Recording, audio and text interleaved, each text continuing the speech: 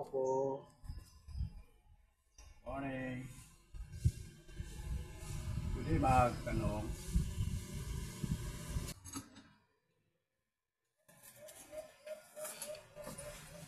Ano po yan? Saan ba ang daan papuntang langit? Kasi hindi ko alam kung saan. Pareho tayo, hindi ko rin alam. Kasi hindi pa ako nakapunta doon Daan na papuntang langit. Siguro ang iba alam na natin, ang iba hindi pa alam. Ang iba naman alam na nila pero ayaw maniniwala sa katotohanan sa ngayon sa salita ng ating Panginoong Hesus. So, saan ba tayo papunta pagkatapos ng buhay natin dito sa mundo? So, sabi ng ating Panginoon in John 14 verse 6, I am the way, the truth, and the life. No one comes to the Father except by me. So may daan pala. Ito yung tugon ng ating katanungan na may tao nagtanong na saan ba yung daan papuntang langit. Ang iba hindi nila alam kasi hindi pa sila kapunta doon.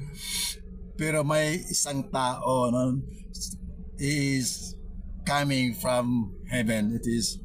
It was Jesus. It was Jesus. Sabi ni Panginoong Hesus, I am the way, the truth, and the life. No one comes to the Father except through me. Siya yung daan. Siya yung daan natin.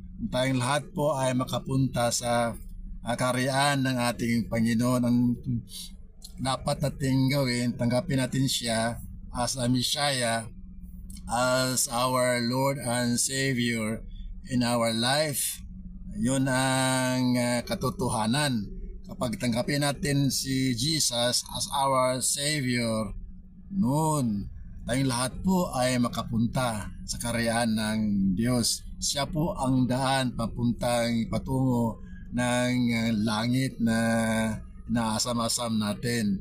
Pagkatapos ng buhay natin dito sa mundo, pupunta tayo sa kaharian ng ating Panginoon. In fact, more than 2,000 years ago na ang nakaraan. Nandoon na si Jesus. He's waiting for us and He is coming back. No? He came from heaven to earth and He sacrificed His life at the cross of the Calvary because of our sin.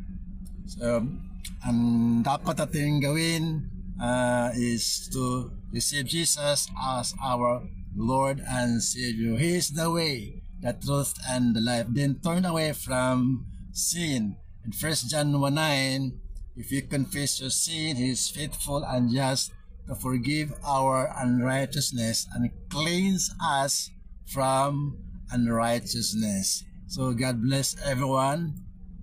Have a blessed day. Please share this word to others. Shalom.